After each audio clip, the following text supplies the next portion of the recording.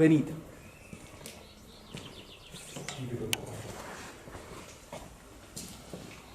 Qui si respira aria di santità, di quel senso che magari l'eremita cercava, quel silenzio e quel rifugio nella preghiera stessa. Questa è la grotta di cui ci avete parlato. Sì, esattamente, la grotta dove si rifugiava frequentemente per pregare.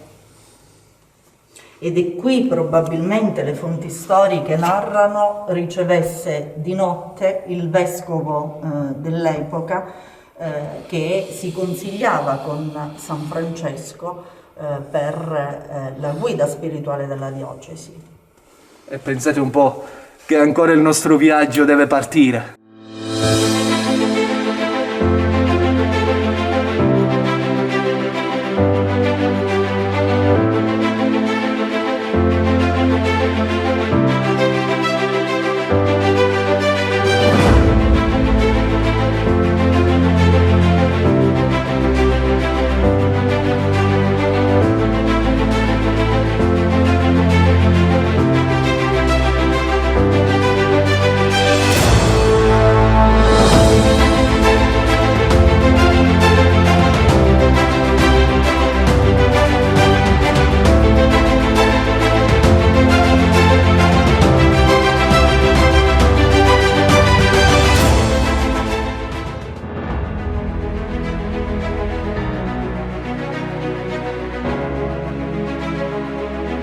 Buongiorno e benvenuti.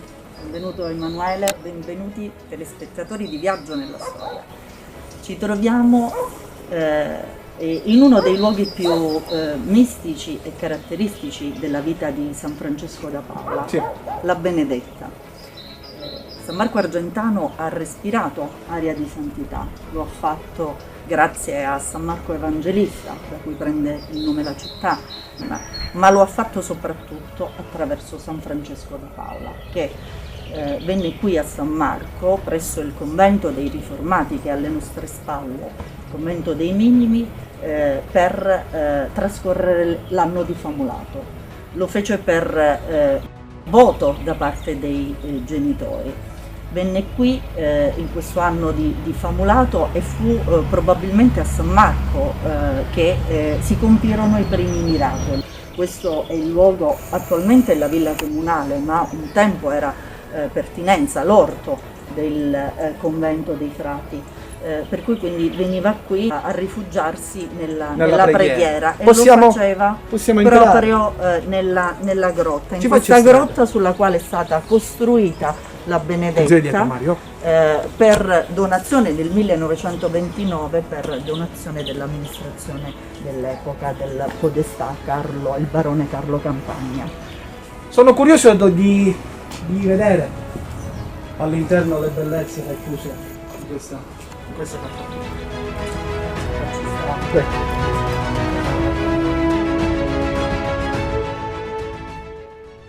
Ritorniamo laddove abbiamo aperto la puntata, il luogo dove il santo si ritirava nel silenzio e nella preghiera. Un luogo unico, cari amici telespettatori, dove si respira quell'aria di santità e di spiritualità che è comune ad ogni luogo scelto da un santo nel corso della vita terrena. E vi dico la verità, mai avrei immaginato di trovare un luogo così ricco di fede, che è solito trovare sui monti o in altri luoghi lontani dai centri moderni. Eppure, questa è la prima volta che a noi del Viaggio nella Storia ci accade. Ammiriamo nel silenzio questa magnifica opera, conservata all'interno di San Marco Argentano, perché oggi abbiamo un sacco di cose da raccontarvi.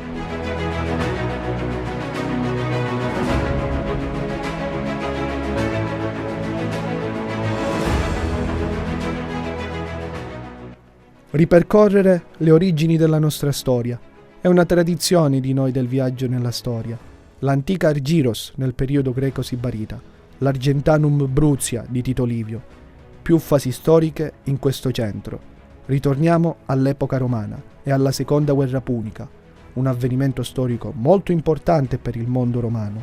Per farla breve, stiamo parlando di Roma contro Cartagine, Annibale contro Publio Cornelio Scipione, e della loro battaglia dipende il destino di moltissime popolazioni. Per i centri sottomessi al dominio dell'urbe, come nel caso dei Bruzzi, si schierarono dalla parte di Annibale e videro, probabilmente, una possibilità di rivalsa, di libertà, e l'antica Argentanum, come moltissimi altri centri Bruzzi, si schierò proprio con Annibale, non facendo la decisione giusta naturalmente. Ora voglio farvi ammirare nel miglior modo possibile il motivo del nostro viaggio, questa magnifica torre che spiegherò tra poco. Trovo giusto lasciare lo spazio alla bellezza racchiusa nelle immagini dell'operatore.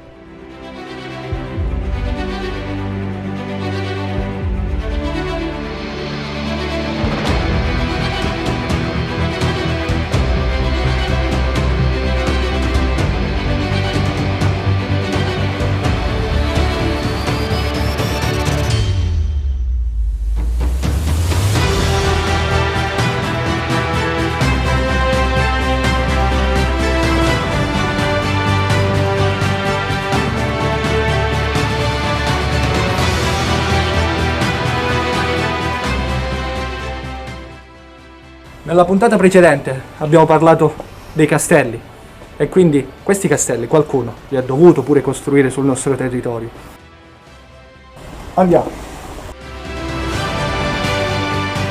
Parlavamo Dei castelli costruiti dai Normanni. Quale città migliore di San Marco Argentano potevamo scegliere per parlare di questa importantissima popolazione? E quindi siamo arrivati nella città di Roberto il Guiscardo, del possente Boemondo. Preparate le vostre spade, sollevate i vostri scudi, perché noi stiamo per partire.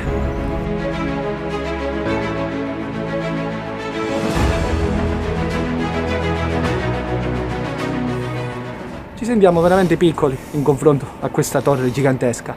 Pensate un po', all'incirca 22 metri di altezza, che poi dopo l'operatore drone naturalmente vi mostrerà in tutta la sua bellezza, e 5 piani che ci aspettano.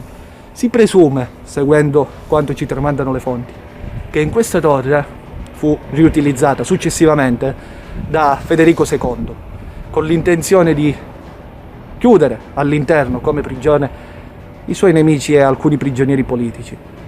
Naturalmente sembrerebbe che tra tutti questi nemici e tutti i personaggi da lui scelti per essere rinchiusi all'interno di questa torre ci fosse pure Enrico VII, lo sciancato, quello che abbiamo visto, il figlio che abbiamo visto nelle puntate precedenti, nella puntata dedicata al Duomo di Cosenza. E quindi naturalmente ricordiamo che Roberto il Guiscardo diventò duca di Puglia e di Calabria all'incirca seguendo il concilio di Melfi nel 1059, ma come spiegavamo poc'anzi la venuta in queste terre era molto prima del 1059, per questo abbiamo utilizzato una data all'incirca approssimativa, 1045-1048. Questa è la prima mano, si presume, una delle prime costruzioni sul territorio che i Normanni apportarono dal nord Europa.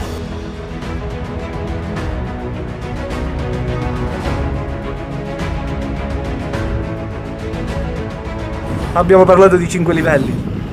Che ne dite di vederli insieme a me? Andiamo.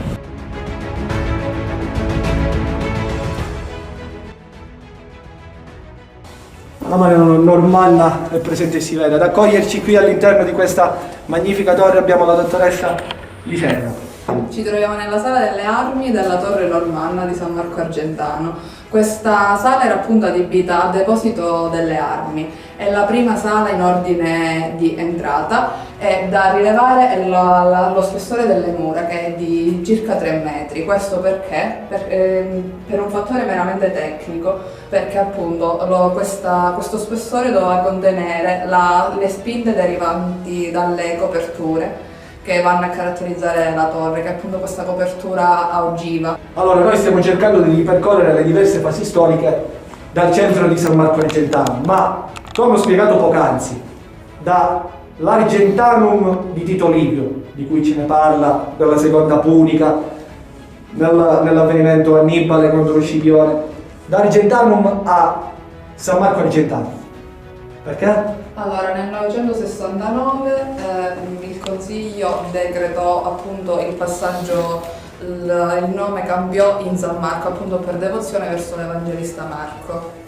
Ma perché proprio c'è stato qualche avvenimento che ha... Sì, allora nel 44 d.C. il passaggio dell'Evangelista Marco, secondo alcune fonti, avrebbe portato alla conversione una famiglia del posto, 3 fratelli, Senatore, Viatore e Cassiodoro, e la loro madre Dominata, ricordati tra i primi martiri della cristianità. Ok, quindi San Marco è passato da San Marco. Adesso ci stai dicendo che queste nicchie a che cosa servivano? Allora, era l'intercapedine dove il soldato, il normanno, Sì. si poggiava e osservava la valle del fiume Fullone, che appunto doveva essere tenuta sotto controllo. Ok. In caso di avvicinamento nemico, ovviamente dava il segnale per azionare la difesa. Io ricordavo ai miei amici telespettatori che questa costruzione che noi stiamo osservando in questo preciso momento è stata una delle prime Sì. che i normanni hanno fatto in Calabria. Sì. Ok, dicevo che se dobbiamo affidarci a quanto ci tramandano i manuali e quello che ci dice la storia, per ufficialità dovremmo parlare del 1059 del Concilio di Melfi, quando Sì, Roberto il Guiscardo diventa diventa duca di Puglia e di Calabria, però loro arrivarono un po' prima. Sì, loro arrivarono. Una data approssimativa, diciamo, tra il 45 e il 48. Sì, tra il 45 e il 48. Perfetto, ricordiamo ai nostri amici da casa che giustamente non c'è luogo più scenografico di questo per parlare dei normanni. Attendo la testa. Allora, i normanni giunsero nel meridione d'Italia come soldati mercenari. Sì, ma in precedenza la popolazione Allora, più o meno... abitavano nel nord della Francia, appunto nell'attuale Normandia. Nel particolare Roberto il Guiscardo era uno dei 7 figli di Tancredi d'Altavilla, Sì. quindi membro di una numerosa famiglia. Ricordiamo che appunto in Normandia c'era un sovraccarico di famiglie che appunto avevano bisogno di di territori. In origine si parla di un arco cronologico che va dall'8° all'11°, prima di stanziarsi, come la dottoressa diceva, in una regione della Francia. Si presume che erano una popolazione del nord Europa, quindi Scandinavia, se ho fatto bene i compiti a casa naturalmente. Arrivano qui in Calabria, per ricollegarmi a quanto ha detto la dottoressa, e al di là di Scribla, che è un altro territorio vicino a San Marco, arrivarono qui, a San Marco, ed edificarono tutto questo. In quale anno? Nel 1048. Intorno al 1048 edificarono tutto questo. Siamo saliti al secondo livello, dottoressa. Ce ne parli un po'. Questo livello a che cosa era adibito? Allora, questo livello era adibito a sala delle udienze. Si dice che qui Roberto il Guiscardo e i nobili dopo di lui incontrassero i rappresentanti degli stati, delle signorie e quant'altro. Della torre normanna di San Marco Argentano. Come voi ben vedete, è una torre dove noi non passiamo, vista le dimensioni. Mario, fai attenzione a salire.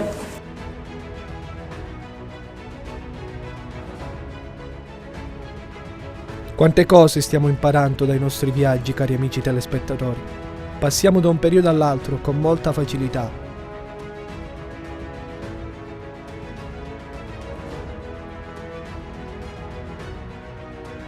Una delle torri, consentitemi di dire, più belle che io abbia mai visto, che rimandano naturalmente al Medioevo, è un periodo storico molto importante, perché con molta difficoltà stiamo salendo le scale perché sembrano come dire, di facile accesso, ma viste le nostre dimensioni Non riusciamo a percorrere con facilità.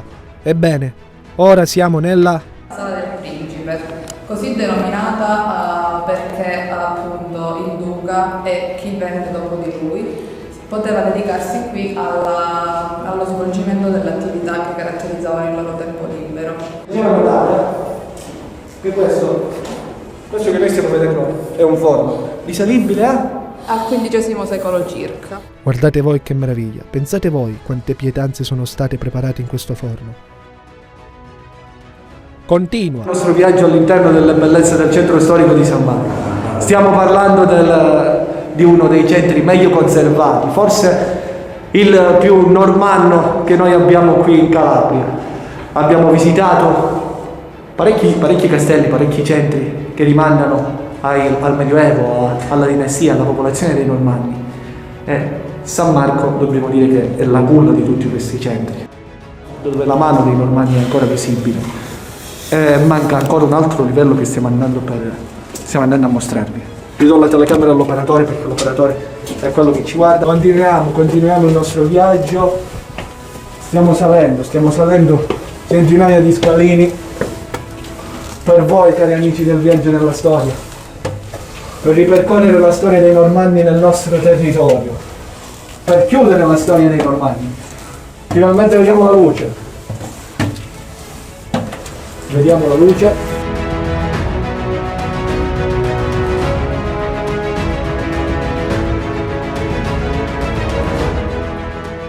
L'ultimo piano di una torre secolare, per ammirare nel miglior modo possibile la motivazione che portò i Normanni ad edificare questa torre. Ora, laddove finiscono le parole, iniziano le immagini, così dico l'operatore.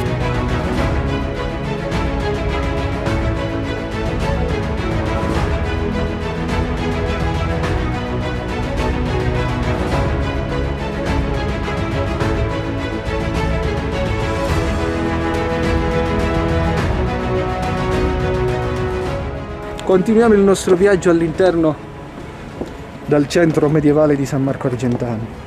Poi, naturalmente, noi come siamo abituati del viaggio nella storia, spazieremo in diversi periodi storici. Principalmente siamo venuti qui per la storia dei Normanni. Però, naturalmente, è bellissimo soffermarci sulle bellezze storico-archeologiche che sono racchiuse all'interno dei nostri centri calabresi. Salutata la torre normanna e la sua storia, ci muoviamo all'interno del paese, dove ad aspettarci troviamo il sindaco e tutta l'amministrazione comunale. Signor Sindaco, io la ringrazio per averci accolto in questo bellissimo centro e per averci dato la possibilità di raccontare una bellissima storia che San Marco racchiude al suo interno.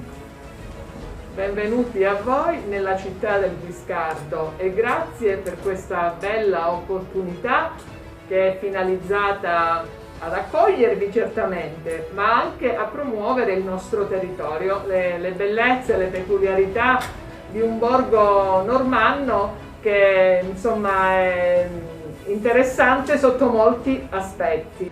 Seppur brevemente trovo giusto menzionare il Museo Diocesano all'interno di San Marco Argentano. Don Vincenzo, io vi ringrazio per averci accolto in questo magnifico museo che, come abbiamo visto, raccoglie al suo interno delle cose da farci rimanere a bocca aperta. Sì. Ce ne può parlare la storia di questo museo? Questo è il Museo Diocesano di San Marco Argentano, è stato allestito qui in questa ex chiesa, sì, che si chiamava chiesa di San Giovanni degli Amalfitani. È un'antica chiesa che risale al XII secolo. Questo museo è stato voluto dal vescovo Monsignor Augusto Laura. La nostra attenzione fu subito rapita da questa magnifica croce reliquaria, una copia che appartiene a un periodo storico che va dal XII al XIII secolo.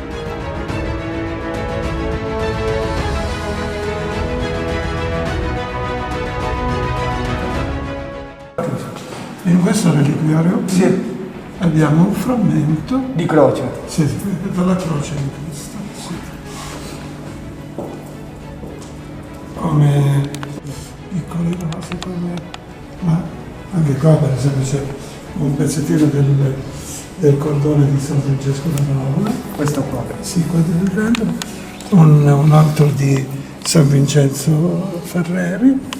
No? Così. Che meraviglia, è tenuto benissimo, padre. Sì. Complimenti. Ed ecco la cattedrale di San Marco Argentano, con la sua meravigliosa facciata in stile romanico e i suoi 3 portali. Il rosone e i suoi 12 raggi accompagneranno il nostro cammino all'interno di questo importantissimo edificio di culto. Così, consentitemi di aggiungere, una delle chiese più belle che ho avuto modo di visitare.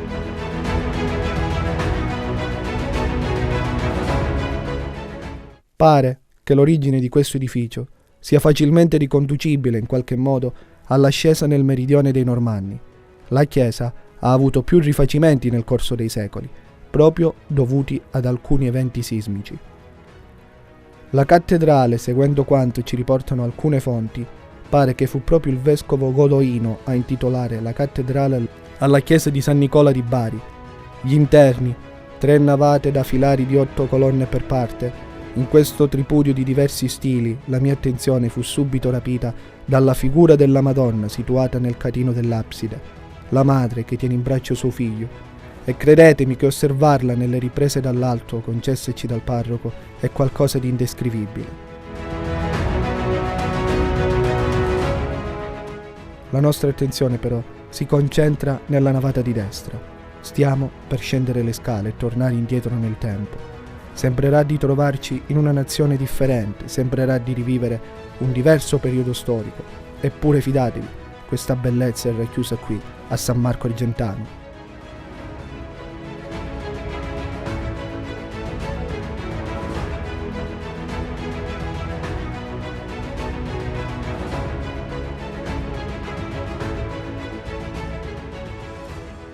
Ed eccola, la cripta che volevo mostrarvi. La cripta della cattedrale di San Marco Argentano. Chiacchierando con il parroco della cattedrale, ci spiegò che in origine questa cripta nasce come sostegno per il piano della cattedrale e subito dopo fu adibita a diversi usi, come ad esempio ad oggi è anche un luogo di celebrazione. La cripta è composta all'incirca di 12 robusti basamenti in pietra, dove si alzano imponenti all'incirca 35 archi a sesto leggermente acuto. Pare che l'altezza delle arcate d'oggi non fosse quella in origine, e lo si evince dalla base di pietra che è tipica delle strutture di fondazione. Ed eccoci qui.